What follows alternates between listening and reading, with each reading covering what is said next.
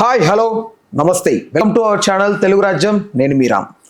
వేణుస్వామికి సంబంధించి ఇప్పటికే చాలా వరకు జరుగుతున్న ఈ కాంట్రవర్సీస్ అన్నీ కూడా మీరు వినే ఉంటారు. ప్రత్యేకంగా మాట్లాడుకోవాల్సిన అవసరం లేదు. బట్ ఇక్కడ ఒక ఇన్సిడెంట్ గురించి అయితే ఖచ్చితంగా మాట్లాడుకోవాలి. అదే వేణుస్వామి అండ్ వాళ్ళ ఆవిడ కలిసి లీక్ చేసినటువంటి ఒక ఆడియో రికార్డ్. అందులో ఒక ప్రముఖ జర్నలిస్ట్ పేరు అండ్ వాళ్ళ టీం పేరు ఉంది. మెయిన్గా ఆ ఆడియో రికార్డ్లో వీళ్ళు మాట్లాడుతోంది ఏంటంటే వేణుస్వామిని 5 crores డిమాండ్ చేయబోతున్నట్లు, దీనికి సంబంధించి ఆయన ఎఫర్ట్ చేయలేనట్లు, ఇలా చాలా వరకు అయితే కాల్ రికార్డు ఉంది. దీనికి సంబంధించి వాళ్ళు ఆ వీడియో విశ్లేషణ ఇస్తూ మేము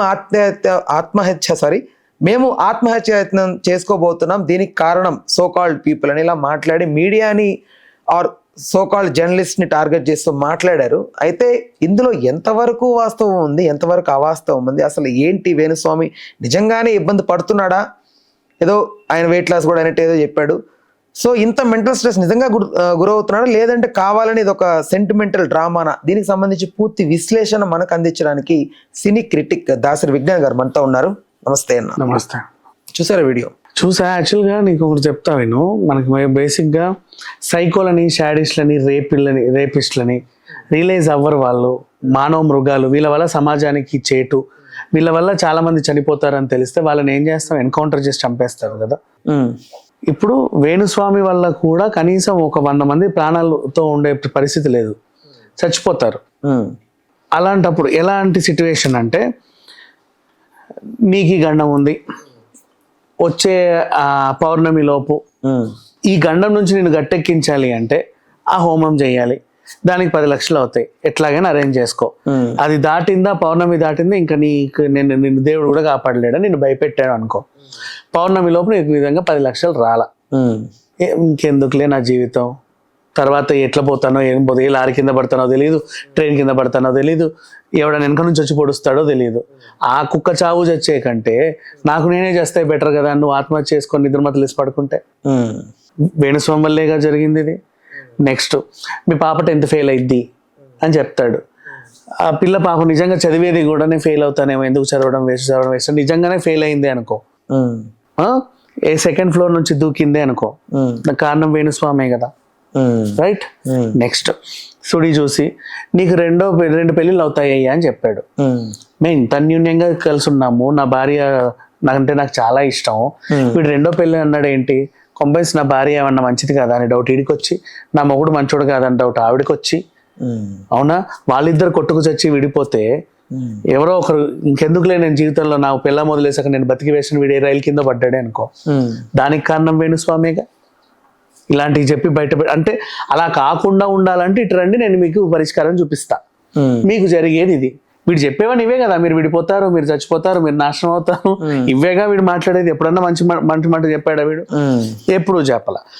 సో ఇప్పుడు వేణుస్వామి వల్ల కొంతమంది చనిపోతున్నారు అంటే వీడు ఒక సైకో వల్ల ఇంతమంది చనిపోతున్నా అంటే వీడిని ఎన్కౌంటర్ చేయాలిగా. వాడంతటా వాడే నేను చచ్చిపోతారా బాబు అన్నప్పుడు వదిలేయొచ్చుగా, దరిద్రం పోయేది హ్యాపీగా. చచ్చేవాళ్ళు ఎవడల్లా చెప్పడు. పైగా మళ్ళీ ఇప్పుడు ఈ ఇందాక మనం చెప్పిన బాధితులందరూ కూడా పలానా వేణుస్వామి మమ్మల్ని ఇలా చేశాడండి, దానికి మేము కుంగి కుషించి నశించిపోయామండి అని చెప్పితే ఎవరికి చెప్పుకోవాలి? నీ దగ్గరకో నా దగ్గరకో మనల్ని మాట్లాడే మీడియా దగ్గరికి వెళ్ళారు. రోడ్డు మీద ఉంది TV5 అని పెద్దగా, అందులోకి వెళ్ళి చెప్పుకున్నారు.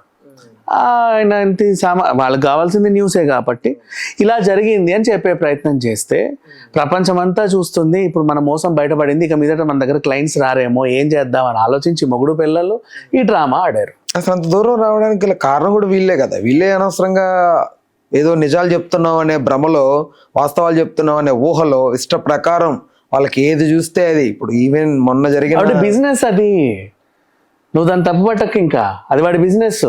నిన్ను భయపెట్టడం, నీ దగ్గర నుంచి డబ్బులు లాక్కోవడమే వేణుస్వామి బిజినెస్. అలా ఎదగాలి, వాడి బిజినెస్సే అది. సో మంచి జరిగితే ఓకే, బాధితులు ఉంటారు కదా, వాళ్ళు కంప్లైంట్ ఇచ్చారు. ఇప్పుడు దీంట్లో మంచి జరిగితే ఓకే అంటే ఏ మంచి? నీ కథలన్నీ వింటాడు ఫస్ట్, ఓకేనా, తర్వాత నీకు ఇప్పుడు మా ఆయన తాగుడండి, ఎప్పుడు తాగుతానే ఉంటాడు అని ఆవిడ చెప్పుకుంటుంది, పాపం స్వామి దగ్గరికి వచ్చాం కదా అని. వాడు అది పట్టుకుంటాడు ఆ పాయింట్. ఇట్లాంటి కొన్ని పట్టుకొని నెక్స్ట్ జరగబోయేది ఇది అని చెప్తారు. వీళ్ళనే మ్యానిపులేట్ చేస్తారు, వీళ్ళనే ఏంటిది హిప్నోటైజ్ చేస్తాడు. అలా చేసుకుంటూ కథలు నడిపిస్తాడు. వీళ్ళేమో అబ్బా స్వామి చెప్పినట్టే జరిగింది. ఏం చేస్తానంటే అబ్బాయికి గవర్నమెంట్ జాబ్ వచ్చాక సంబంధాలు చూస్తున్నామండి. మరి ఏంటి పరీక్షలు రాస్తున్నావా? రాస్తా, లాస్ట్ టైం కొంచెం 1 మార్కులో తప్పింది, ఈసారి కొరత నమ్మకం ఉంది అని వాడు చెప్తాడు. ఇప్పుడు నేను చెప్పనా ఈ జాతకం వచ్చే డిసెంబర్లో, అంటే ముహూర్తాలు ఎప్పుడు ఉంటాయో తెలుస్తాయి కదా, వచ్చే డిసెంబర్లో నీకు పెళ్లి ఖాయమయ్యి అంటాడు. అంటే వీడికి ఎట్లా జూన్లోనో జూలైలోనో ర్యాంక్ వస్తుంది. లాస్ట్ టైం 1 మార్కులో తప్పిందంటే పాపం ఈసారి కష్టపడి చదువుతాడు, ఏదో రకంగా వస్తుంది. వీడికి నెక్స్ట్ పెళ్లి చేస్తారు, వీళ్ళు ఎలాగో సంబంధాలు చూస్తున్నారు అని ఉంటుంది. ఈ క్యాల్కులేషన్ మైండ్లో ఉండి అవుతుందని చెప్తాడు. నిజంగానే డిసెంబర్లో వాడికి ఏదో మ్యాచ్ కుదిరి పెళ్లి జరిగింది అనుకో, ఇంకా స్వామి కాళ్ళు వదలరు వాళ్ళు, నువ్వు చెప్పినట్టే జరిగింది అని. సో ఇట్లా అంటే వాళ్ళ కథలు విని స్పెక్యులేట్ చేస్తాడు. 10 మందికి అదే స్పెక్యులేషన్. 5 కరెక్ట్ అవుతాయి, 5 ఫ్లాప్ అవుతాయి. 5 కరెక్ట్ అయ్యాయి కదా, ఈ 5గురిని వాడు పెంచుకొని 5 వల్ల ఇంకో 5 వస్తూ ఉంటారు. ఈ ఫ్లాప్ అయిన వాళ్ళు మళ్ళీ రారు, ఇంకా వాళ్ళు పంపించేసి అటు నుంచి అట్టే. You understand? ఇట్లా వీళ్ళ మీద తరచూ ఇక బతుకుతా ఉంటారు. అవును స్వామి మంచోడు, మాకు ఇలా జరిగింది అలా జరిగింది. శంషాబాద్ దగ్గర ల్యాండ్ కొన్నావు, ఆయన చెప్పాడు నువ్వు 2 నెలల్లో ల్యాండ్ కొంటావు అని, అలాగే జరిగింది. ఇట్లా ఆ కొనమని సలహా కూడా వీడేస్తాడు. అంటే ఒక అనాలిసిస్ క్యాలిక్యులేషన్ తప్ప జ్యోతిష శాస్త్రం లేదా? చిచ్చి జ్యోతిష శాస్త్రం లేదు వీడికి. ఆస్ట్రాలజీ తెలిస్తే కదా వాడి బొంద, అసలు అవి తెలీదు. ఇవే ఫస్ట్ ఏంటి, సినిమాలకి క్లాప్ బోర్డుల మీద పసుపు కుంకుమలు రాసి చిల్లర తీసుకునేవాడు అప్పట్లో. అప్పుడు కూడా ఇవే స్పెక్యులేషన్స్ చేసి ఈ సినిమా ఫ్లాప్ అవుతుంది. కొన్ని మనకి పోస్టర్ చూస్తేనే తెలిసిపోతుంది. అవునా కదా చెప్పు? 100%. పోస్టర్ చూసి ట్రైలర్ చూస్తే సినిమా హిట్టో ఫట్టో తెలియదు, ఆ మొహాలు చూస్తే ఇప్పుడు చెప్పేస్తాడు ఈ సినిమా ఫ్లాప్ అని. ఆ టాలెంట్ ఉంది. ఒక మంచి అనలిస్ట్, జ్యోతిష్యుడు అయ్యాడు. మనం కూడా చెప్పుకోవచ్చు జాతకాలు ఏముంది, 10 చెప్పేద్దాం, 5 కరెక్ట్ అవుతాయి, 5 ఫ్లాప్ అయితే 5 ఎవరిదైతే వదిలేద్దాం. ఈ 5 అయితే మనల్ని నమ్ముతారుగా, అర్థమైందా? అది పెంచుకుంటూ పోవడం, అది చేసేది. కానీ వీడి అదృష్టం ఏంటంటే, అది మాత్రం నిజంగా మెచ్చుకుంటా నేను, మంచి అదృష్టం వీడి అదృష్టం ఈ జన్మకి. వీడు ఏం చేసినా ఎలాంటోడైనా అర్థం చేసుకొని ఈయన వెంటుండే భార్య దొరికింది కదా.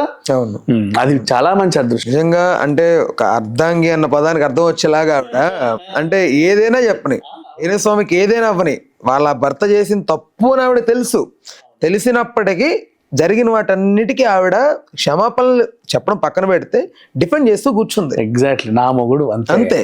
That's all. ఎలా అంటారు మీరు అని చెప్పి మీడియాని తిట్టింది, జర్నలిజాన్ని తిట్టింది. At the same time recent టైంలో ఒక టీవీ నెంబర్ ఏదైతే ఉందో దానికి సంబంధించిన వ్యక్తి మమ్మల్ని బ్లాక్మెయిల్ చేస్తున్నారు, మమ్మల్ని 5 కోట్లు అడిగారు అని. అది కూడా ఏం లేదు, ఎవడెడుతోనో ఎవరో మాట్లాడే అడ్డమైన కాల్, అది రికార్డ్. ఆయన నిజంగా అడుగుతున్నట్టు కూడా అందులో లేదు, ఏదో పిచ్చి కాల్ రికార్డ్ అక్కడ పెట్టేసి ఇలా మ్యానిపులేట్ చేశారు జనం. ఎవరికో వెళ్ళబోతుంది, కొంతమంది ప్రేమ గారు అంటారు, ఇంకొక మంది, అంటే ఇట్లా రకరకాలుగా పేర్లు వినపడుతున్నాయి. బట్ వాళ్ళు చెప్తోంది ఏంటంటే మమ్మల్ని ఎలాగో చంపేస్తారు అనే వరకు వెళ్తున్నారు. నిజంగా వాళ్ళ మీద అంత థ్రెట్ ఉందా? అసలు వీళ్ళని పట్టించుకునే స్థాయికి ఎవరు లేరు. థ్రెట్ ఉందా అంటే ఆ బాధితులు ఎక్కువైతే నిజంగా థ్రెట్ ఉంటుంది. ఇప్పుడు బ్యాంకు కూడా ఉడాయిస్తే వాళ్ళందరూ వచ్చి తలుపులు తాళాలు పగలగొట్టరు. మరి అక్కడ నిజంగా బ్యాంక్ మేనేజర్ ఉంటే ఏం చేస్తారు వాడిని? అది థ్రెట్ అంటే. ఇప్పుడు వీడి వల్ల చాలా మంది నష్టపోయి ఉన్నారు, దొరికాయి. ఇప్పుడు నువ్వు చిట్టీలు ఎత్తేసావోయ్, 1 సంవత్సరం తర్వాత ఊరుకుంటారు, అందరు కలిసి పట్టుకొని తన్నారు, చెట్టు కట్టేసి. మరి అదే, అందులో నీ ప్రాణం పోయినా ఆశ్చర్యం లేదు. ఇది కూడా అలాంటిదే. అంతే తప్ప వీడి మీద ఎవరికో పగుండి వీడు ఎదుగుతుంటే వీడి ఎదుగుదల చూడలేక ఏడుస్తూ వీడిని చంపేటోనికి వచ్చే వాళ్ళైతే లేరు. ఏదో డిప్రెషన్ తో 15 కేజీలు తగ్గిపోయాడంట, వీడియోలో పెట్టాడు. మంచిదే కదా, డిప్రెషన్ లో మంచిగా తగ్గాడు. మనం ఎన్ని కోట్లు ఇచ్చినా తగ్గించావట్లా, ఫ్రీగా తగ్గాడు.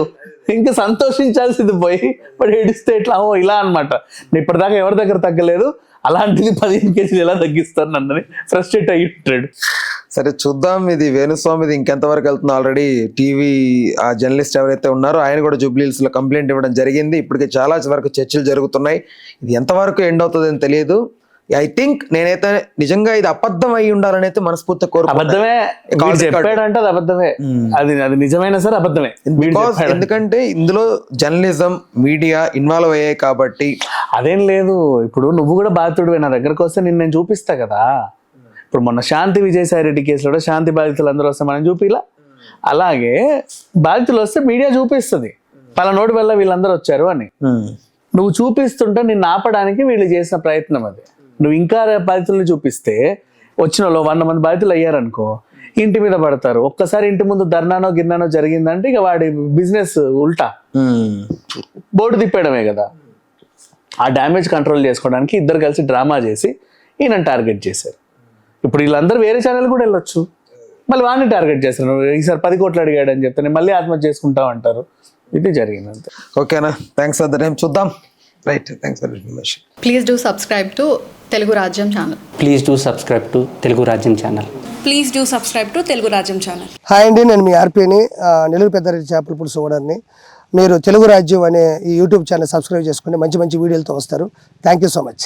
Hi people, I'm Sonakshi Verma and you please watch Telugu Rajyam and please subscribe to the channel.